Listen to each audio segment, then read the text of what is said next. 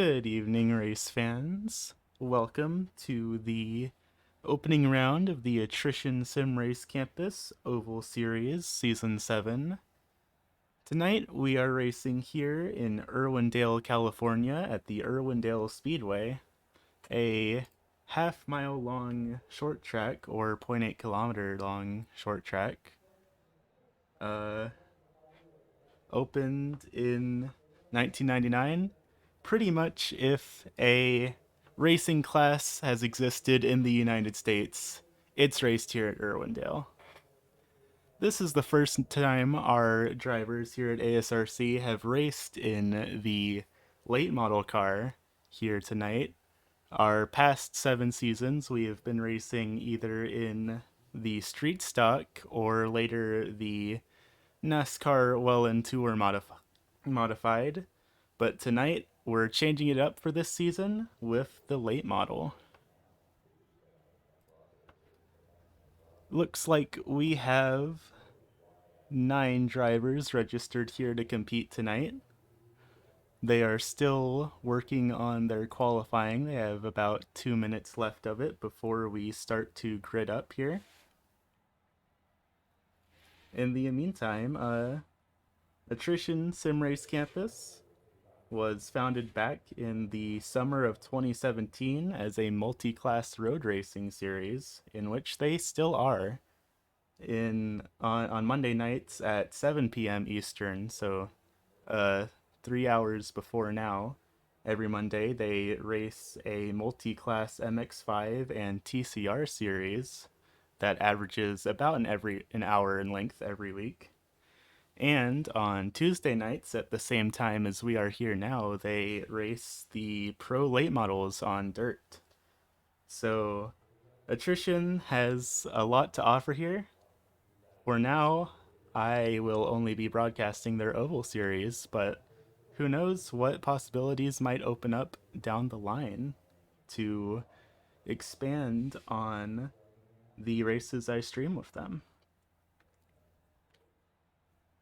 Of course, the Oval Series I've actually been a competitor in for the past year and a half, pretty much since I started iRacing. This league has just got a great group of drivers and an overall great community. And if you ever want to check them out and come race with us, you can check them out at asrcracing.com or ASRC Racing on Twitter. That said, it looks like qualifying is just about to be in the books here. 9 drivers have made the field. A few people, I believe, here are actually new to the series, so it'll be interesting to see how they make their debut races here tonight at the Irwindale Speedway.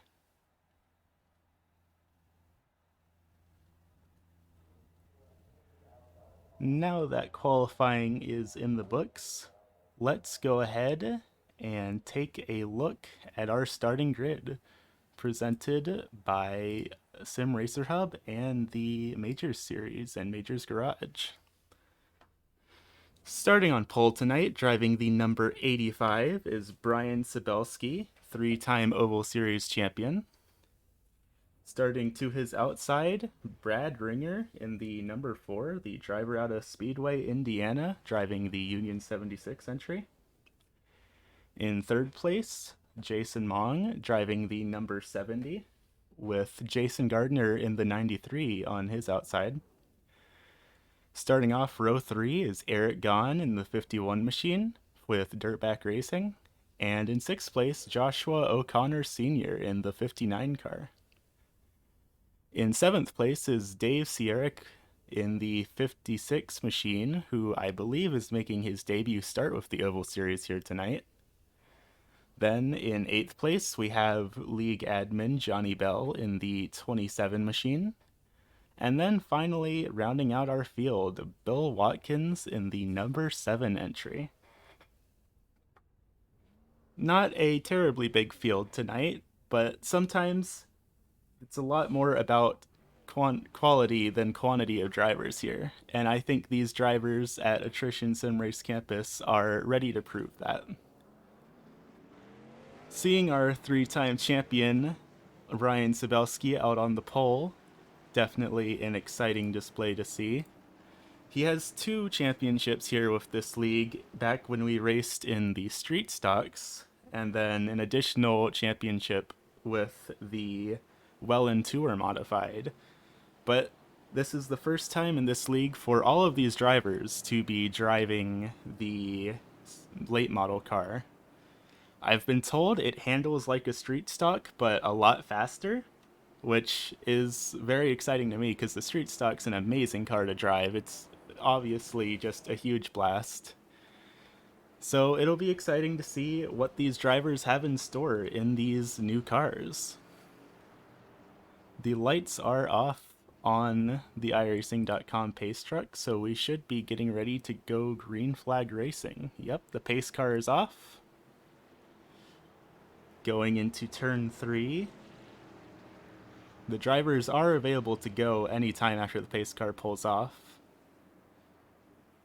And we're going green flag racing here at Irwindale. Brian Sabelski off to a pretty solid lead, but Brad Ringer immediately dives down to the inside here. The two drivers... Oh, contact between the 51 and the 56 of Sierrick, I believe. No, not Sierrick. That was the 51 and the 59 of Joshua O'Connor Sr. there. Contact on the very first lap. Thankfully, both drivers managed to recover it there. Brad Ringer leads us at the end of our second lap. These drivers were mentioning down in the paddock before the race that there was concerns about the fuel level, so we may be seeing green flag pit stops this race. And that could definitely shake up the field depending on the strategy these drivers plan to employ here tonight.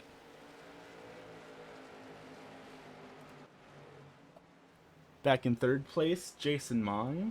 He is a regular here with the ASRC Oval Series. He's been showing up off and on for the past several seasons, and he's been doing a pretty solid job, so I'm definitely curious to see how he does handling this new car. And considering he's in a top 3 spot right now, I'd say he's doing pretty good early on in this race. Up in front of him, Brian Sabelski, our pole sitter, now in P2. Like I mentioned, Brian is a several-time champion here in the ASRC League. I believe along with his 3 Oval Championships, he also has, I want to say 2 championships in our Road Series, but I could be mistaken on that. But he has proven to be a very dominant driver no matter what car we throw at him, so it doesn't surprise me that he's holding his own up in P2 tonight. That said, Jason Mong is getting pretty close up to his bumper in some of these corners. It won't be long before Mong might end up making a move on him here. Jason as well trying to figure out how to get his nose up and under the 70 machine of Jason Mong. Jason Gardner and Jason Mong. There's 2 Jasons here tonight here at Irwindale. Jason Mong's opting to go down to the low line here. I've heard from the drivers that a lot of the track is actually good to use. This definitely is not a one-line racing surface, but that said, there also is a line effect in the rules. Throughout practice, the drivers did find that going below the white line in the corners actually was a fairly effective way around the track, and the race stewards said no going below the white line unless you are a slow car with damage or you are entering or exiting pits. So a little bit of NASCAR style rules in the effect here. Definitely not a super speedway Irwindale, but similar rules are in play with the white line down on the apron. No going below that. Back up in the lead, Brad Ringer has led, I believe, every lap this race, having gotten around Brian Sabelski down in turn 1. It is the solid white wine that the drivers are not allowed to go below down on the apron there. The dotted white line, that's fine. Oh, trouble for Gone? No, the timing and scoring is just having a little bit of trouble. Eric has been having some connection issues here tonight. I thought maybe he was involved in an incident there, but I think that's just his car's tracker connection getting a little bit loose there. Happens to the best of it.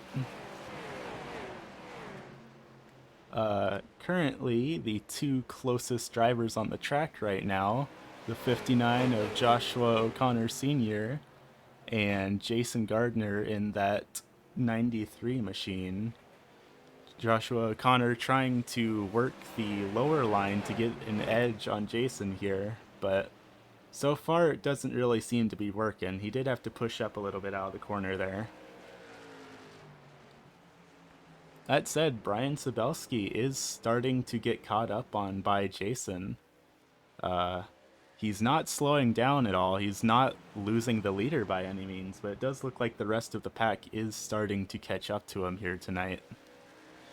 But we're only 18 laps into this 101 lap event, so there is still plenty of times for drivers to make their moves, shake things up a little bit. Like I said, this is a new car for this league, so people are probably a little hesitant to push it too far on their opening laps. Want to conserve those tires, maybe try and play tire management into their fuel strategy, as there is one extra set of tires allowed in the Attrition Oval Series. And I would imagine that the drivers might end up needing to use those new Hoosier tires at the end of this 101 lap event. Back in the back, our rookie Dave Sierrick is just riding around, biding his time, figuring out how he wants to get around the 27 of Johnny Bell and eventually the 7 of Bill Watkins. The rookie here trying to figure out his way around one of the oldest league veterans, Johnny Bell. I believe Johnny is second place, maybe even first overall in attrition for the highest number of races started. So Johnny Bell in that Lernerville TV entry, definitely a bit of a veteran here. He's got a lot of experience behind the wheel in all sorts of cars. And it looks like he's taking to this new late model fairly well. Bill Watkins, one of the newer drivers to Attrition. He was here last season, and I believe the season before. He is working in that 7th position. He did start in last place, so he has gained 2 spots up on the Johnny Bell and Dave Sierrick. And how about we have a little bit of a crank it up while I step away for a bit of emergency real quick.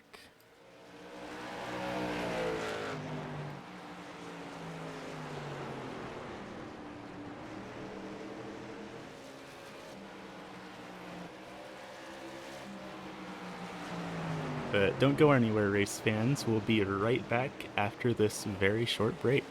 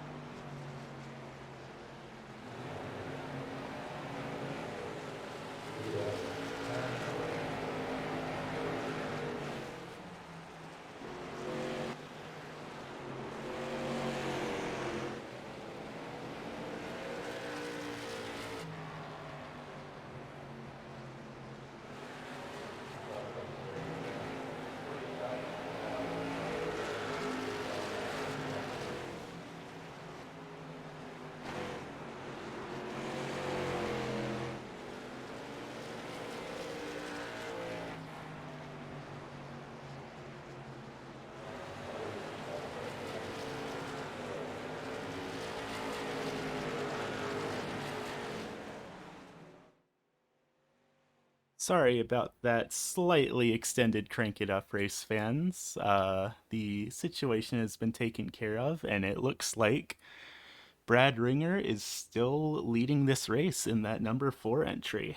He's been putting on quite a show tonight and doing just an amazing job of blocking Brian Sabelski.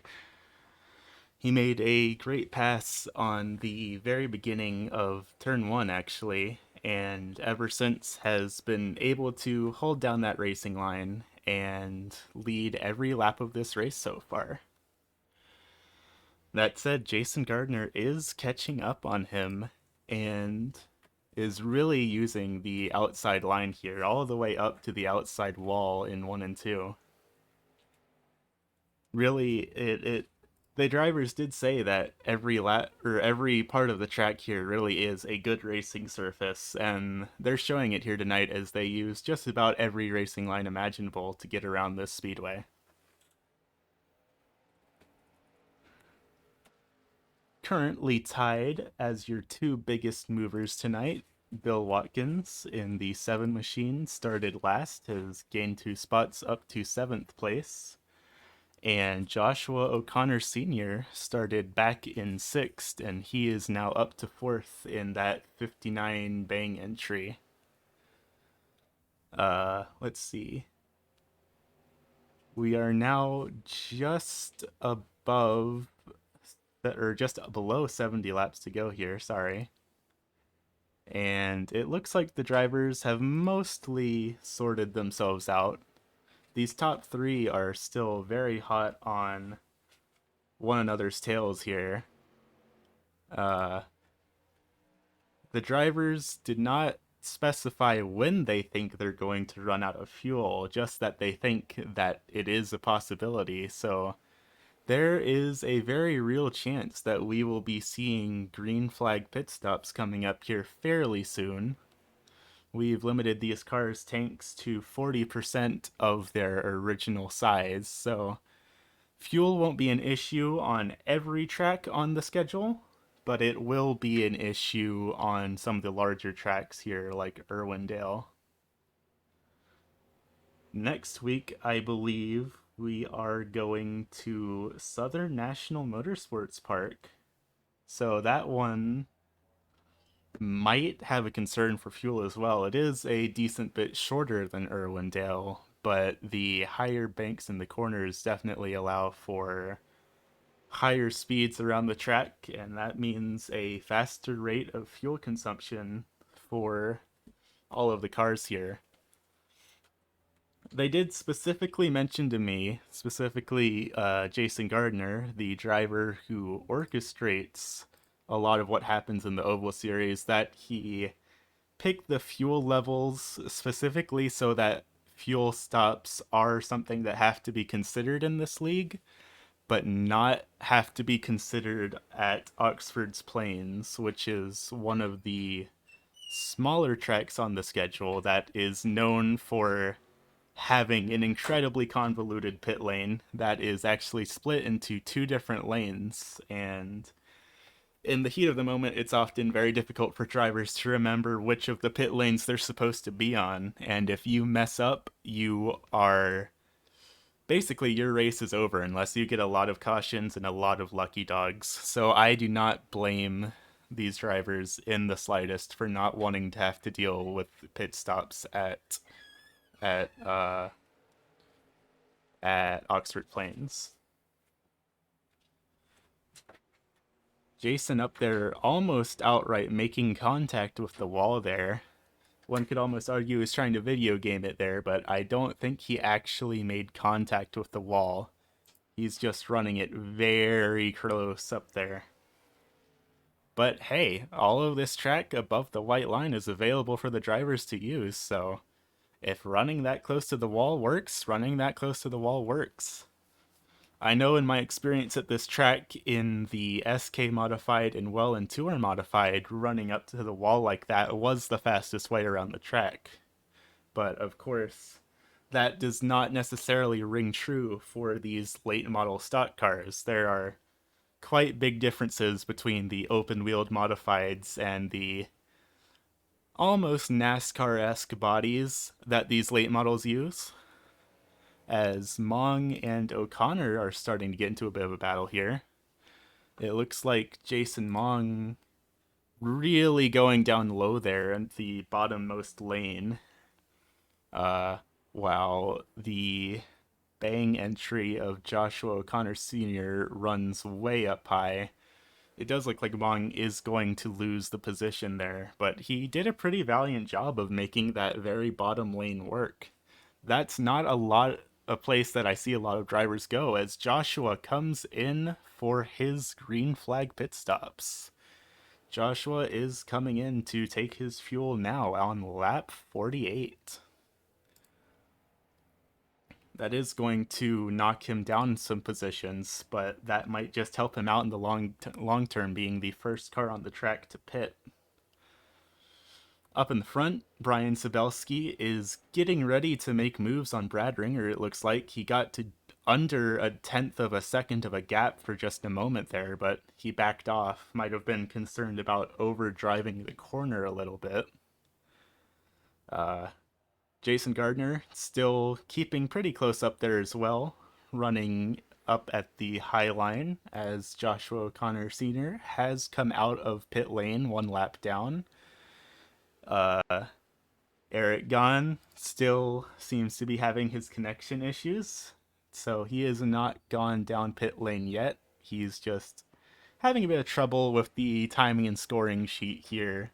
His car's transponder having a little bit of connection issues. We might have accidentally given him an old one out of the garbage. It's nothing personal, it's just when you have more cars than transponders, sometimes you need to make things happen.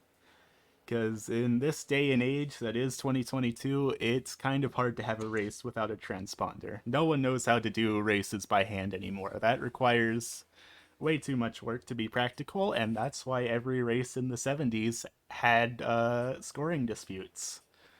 But we're a more civilized people now. We don't need that anymore. And despite the connection issues, we still have a pretty good idea of where Eric Gahn is. So I'd say it's working well enough. Joshua O'Connor Sr., still the only driver this race, to have gone down pit lane back on lap 47. He spent 43 seconds down on pit lane, but 14 of them in his pit box, so I would wager to guess that he only took fuel and no tires.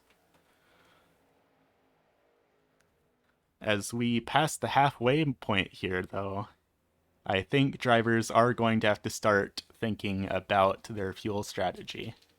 I'd imagine these leaders are going to be trying to stay out until the very last drop in their fuel tanks before they go in to take fuel. That's the strategy that seems to be most common in short track racing when you need to refuel your car. But honestly, with 44, 45 laps to go, there's still a decent amount of wiggle room for drivers to lay out their pit strategies, and it'll definitely be interesting to see if anyone else has some alternative strategies like Joshua O'Connor did in that number 59 bang entry. Brian Sabelski still riding close on the tail of Brad Ringer. It seems like sometimes he does get pretty close to getting the run on him in these corners, but he keeps backing off as if it's almost like he's not feeling ready to make the pass yet. It's entirely possible that part of his strategy revolves around him not being in the lead, so we will have to see just what Brian Sabelski has hidden up his sleeve for Brad Ringer in that number 4 entry. Jason Gardner as well, currently part of the closest battle on the speedway here tonight between these three drivers. He's up one spot from where he qualified tonight in 4th place. Now he's up into 3rd. And it looks like Jason Gardner is going to be going in for his fuel stop now too on lap 460, along with Jason Mong. Jason Mong has also pit in, Brad Ringer and Brian Sabelski still battling for your lead here. It looks like these two will be pushing their fuel tanks to the very end that they have here at the Irwindale Speedway. Unfortunately, one of our drivers, Rob Haynes, is out in the chat here tonight. This is actually his hometown track. He travels out here with his daughter fairly regularly and also provides us in the ASRC Discord server some really great footage from the real world Irwindale Speedway. He was really hoping to come out tonight, but unfortunately, just a few minutes too late to make the grid. Hopefully, we'll be seeing him out here next week at Southern National. He's always been a great driver, and he's been a part of ASRC as long as I have, if not longer. So, seeing more veterans out on the track, really duking it out like Brad Ringer and Brian Sabelski have been this race, will definitely be fun to see. So, 3 drivers now that have pitted for fuel tonight. Joshua O'Connor in the 59, pit back on lap 47. Jason Mong and Jason Gardner, both Jasons, pit on lap 60. That said, I may stand corrected about what I thought about their pit strategies, because I assumed that Joshua O'Connor just took fuel with his 14-second pit stop. But I'm looking at the timing scoring sheet here, and it says Jason Gardner's pit stop was only 7.5 seconds long. So unless he short fueled his car and only put in enough to finish the race, I think maybe I was mistaken when I said that Joshua O'Connor did not take tires. Very interesting here, folks. You do get one set of spare tires here at the Attrition Oval Series, as it looks like Dave Sierrick is now pitting for his fuel stop. That puts us 4 drivers that have now taken fuel. Our top 5 is all staying out of pit lane still. Just over 30 laps to go here tonight, though, at Irwindale Speedway. And Brian Sabelski has gone in. Brian has gone to take his fuel stop. I would not be surprised if our race leader Brad Ringer goes in to take fuel this time by either. On lap 69 of 101. Sure enough, Brad Ringer has come in to do his pit stops. Now Eric Gahn, Bill Watkins, and Johnny Bell, the 3 drivers that still have not pit. As it looks like Dave Sierrick's now coming back out, 2 laps down. That should go back to just 1 lap, as Brad Ringer has pit in as well. The only drivers left on the speedway to not pit: Eric Gahn in the 51, Brad Ringer in the 4, and Johnny Bell in the 27 machine. Eric Gahn, your new race leader here tonight in the 51. That is not a result of a transponder we fished out of the garbage to attach to his car. That is Eric Gahn actually in the lead of this race here at Irwindale tonight. Bill Watkins, Johnny Bell, I thought was going on into his pit lane there, but it looks like he just drove it really down low into the corner. Yeah, it looks like Johnny is just making a point of running really low on the speedway. I almost wonder if that's an attempt to try and conserve fuel here. Eric Gahn, still your race leader, quickly getting caught up by Bill Watkins in that 7 machine. Bill Watkins, I believe he joined last season. Really great guy. It was a lot of fun running with him back in the modified series. It looks like Joshua O'Connor Sr. in that 59 going below the white line to let lap traffic pass. Oh, okay. It looks like Joshua O'Connor is pitting in again. He might have short fueled his car, or no, it looks like Joshua O'Connor is calling it quits here for tonight. Interesting. All right. That puts O'Connor down to the bottom of the scoreboard. Mr. Dave Sierrick in the 56 no longer running shotgun to the field here tonight. He is still 2 laps down. That should put him back on the lead lap after our 3 lead lap cars decide to take their fuel stops tonight. It does look like there's a little bit of front end damage on Eric Gunn's car, if I'm not mistaken.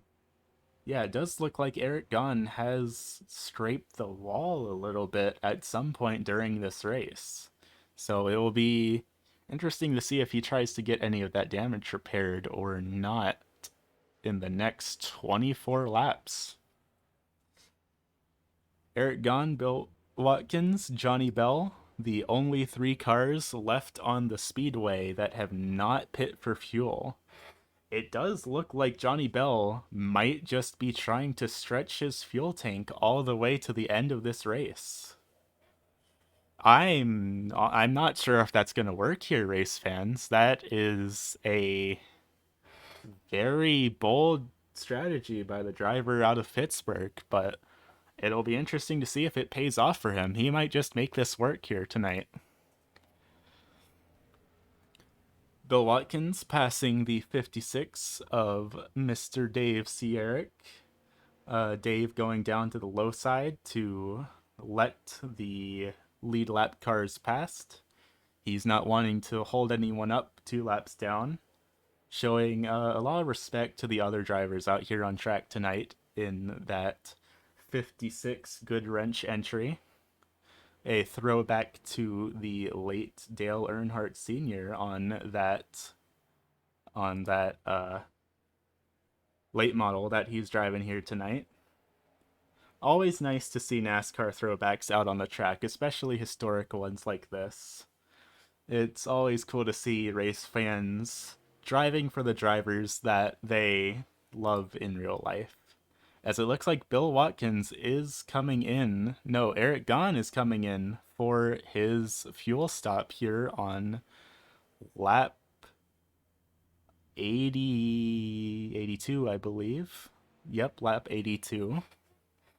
That now puts Bill Watkins in the lead. Bill Watkins and Johnny Bell, the only true drivers left out on track that have not pit for fuel with 19 laps to go here tonight. Johnny's still keeping his car down to the low line on those corners. I really do think he's trying to conserve fuel by taking the slower line and effectively shortening his distance around the speedway, even if it is only by a few laps. Back in P4, Brian Sabelski working on catching Jason Gardner in the 93 machine.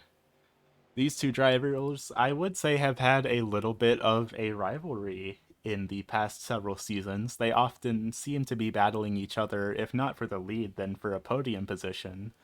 And it looks like even with switching to a new car, that is not going to change for either driver.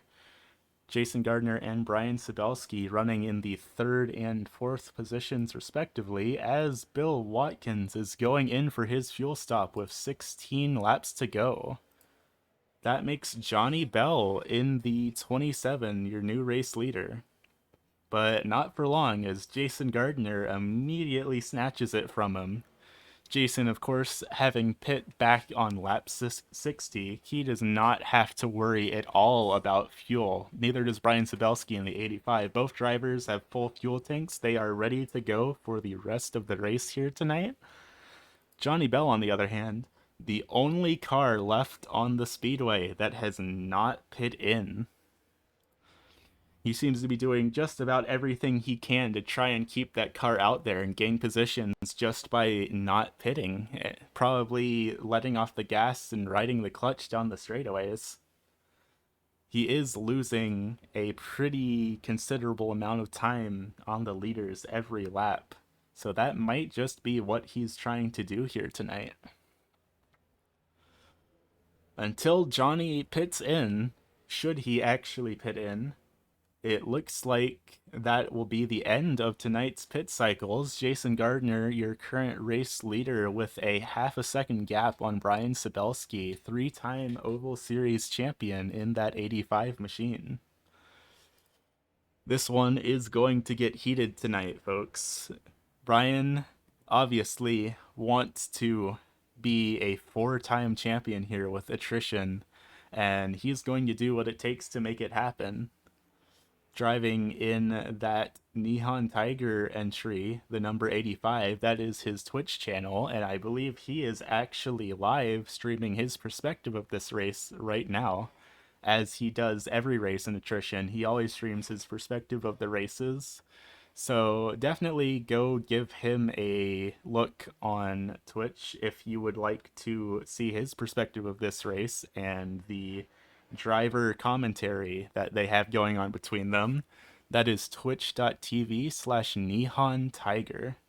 He also streams a lot of Minecraft and I believe Flight Simulator, if I remember correctly. Speaking of Flight Simulator, Jason Gardner, a big Flight Simulator fan in that 93 machine. He's flying his way around this speedway here tonight, but Brian Sabelski is narrowing that gap. Less than 5 laps ago, that was a half-second gap. That's been cut in half now. Brian Sabelski only 2.5 tenths of a second behind Jason Gardner and closing it every lap. Jason trying to run it up as high as he can. Brian Sabelski running the middle of the track. Almost came up and scraped the wall there, Brian. He is trying... Oh, Johnny Bell has entered pit lane. Johnny Bell is out of fuel tonight, folks. He tried one of the most absurd fuel strategies I've ever seen in this league, and unfortunately, he came just 6 laps shy of making it work. It was a valiant effort, Johnny. I respect the play. Back up in the lead, Brian Sabelski is gaining on Jason Gardner. Brian's gotten to his left rear quarter panel, but he backs off. Jason is getting the better run off the corner with that high line. Brian's going to have to really try and shake things up here. 4 laps to go here at the Irwindale Speedway. He's right on Jason Gardner's tail here tonight. 0.2 of a second behind Jason Gardner and gaining. He just can't get the drive off the corner that Jason is getting here tonight, folks. Jason's really keeping his car up as high as he can, which is often considered the line that you want to be on here in Irwindale. And you know what they say, if you're following the car in front of you, then you're not passing the car in front of you. Brian Sabelski is trying every maneuver he can to try and get around Jason Gardner, but he can't get the same drive off the corner that Jason Gardner is getting. 2 laps to go here at Irwindale. They go into turn 3. Jason scrapes the wall. Brian Sabelski gets around him. They make contact. Brian Sabelski is your new race leader with 1 lap to go here at Irwindale. Down the backstretch, Jason Gardner now has a 0.4 of a second deficit on Brian Sabelski. He dives it down way low, but he just can't make the car stick. Brian Sabelski is your winner here at Irwindale Speedway. That was a close one here tonight, folks. 101 laps, caution free, and it all came down to the last 2 laps as Jason Gardner unfortunately scraped the wall, lost his momentum, and Brian Sabelski was able to make it work here tonight, folks. Let's see if we can get Brian to do a burnout here tonight. Maybe. Maybe not. His crew chief might be coming in over the radio and telling him that they need to not ruin that car for Southern National next week. Though he could just be doing a cool down lap here as well. He comes back around onto the front stretch. Are we going to get a burnout? We know you have it in you, Brian. Come on. Give us the burnout we need. You hear the engine revving. The wheels turn. There it is, folks. Brian Sabelski, your race winner here at Irwindale Speedway. Winner of round 1 of season 7 of the Attrition Sim Race Campus Oval Series. Great job to Brian. He started on the pole, fell back to third place. He battled tooth and nail to get every spot back, and with 2 to go, he made it happen. Give it up, race fans, for the driver of the 85 machine, the Nihon Tiger entry. For three-time ASRC Oval Series champion, and our winner of round 1 of the ASRC Oval Series. Good to know that my notifications aren't turned off. Let's see if we can't give Brian a dial and talk to him.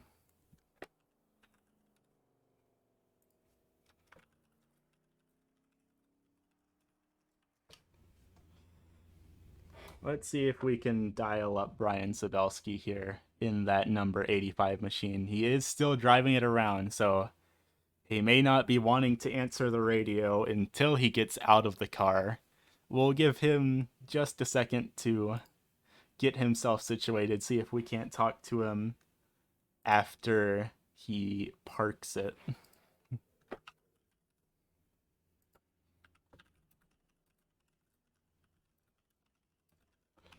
Brad Ringer, I don't know if he is in our Discord server or not, so I may not be able to get a interview out of all of your top 3 tonight.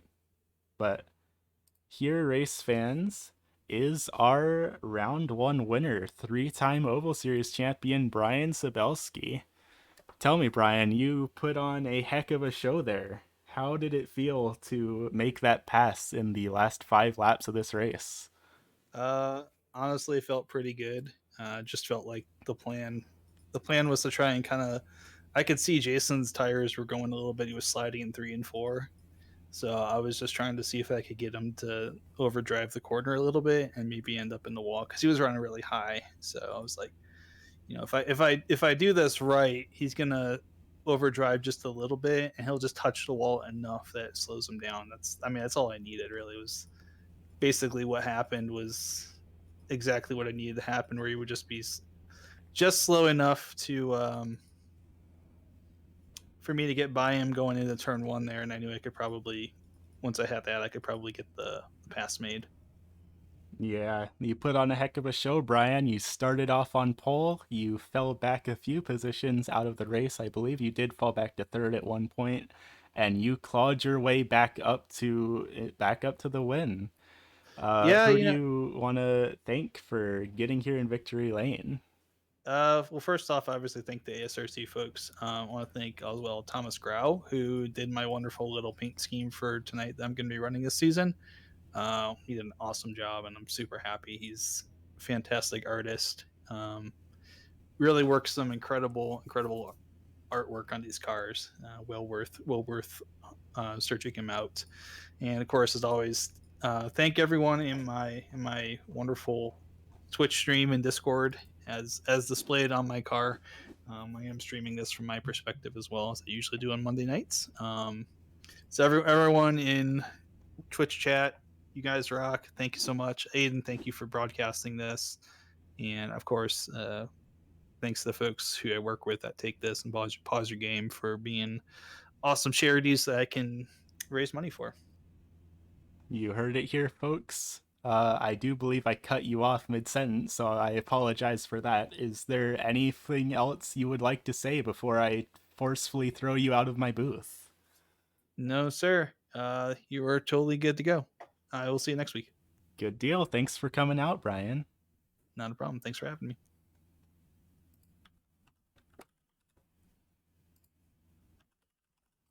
Let's see if we can dial up our second place finisher here tonight, Jason Gardner.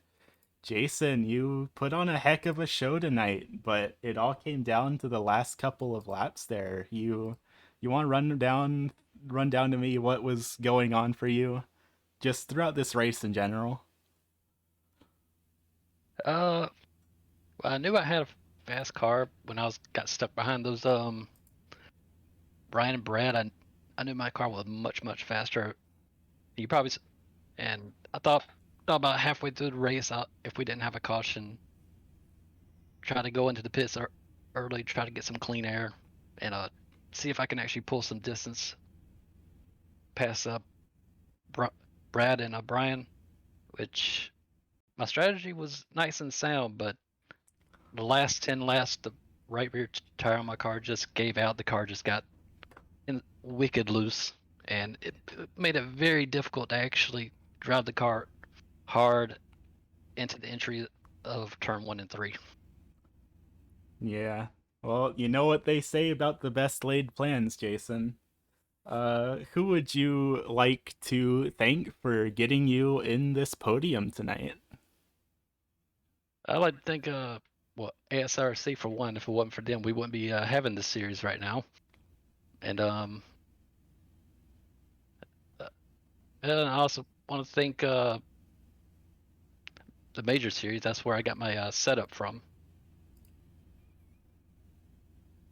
and that's about all I can think of. Good deal. Thank you for the chat. Thanks for putting on such a great show tonight. Honestly, the Oval Series exists because of your work. And I mean, this is why we're all here tonight. You put this together. So kudos to you for helping organize the Oval Series and putting on such a great show tonight. All right, Good deal. Thank you. all right. All right, See race y'all next week. fans. Let's see if we can dial up Mr. Brad Ringer. I'm not sure he actually has a Discord, but we're gonna find out.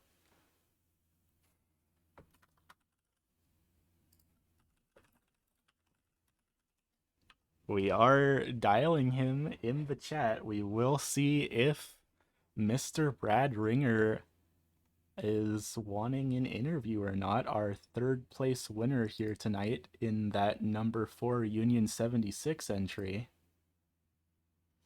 It does not seem like he is picking up tonight, though, so we may need to go without his interview here for now, race fans. But that's what we have for you tonight. The Attrition Sim Race Campus Oval Series, round 1 of season 7, 2022 season 3. I will see all of you all next week, same time, at Southern National Motorsports Park on June 27th. Thank you all for coming out.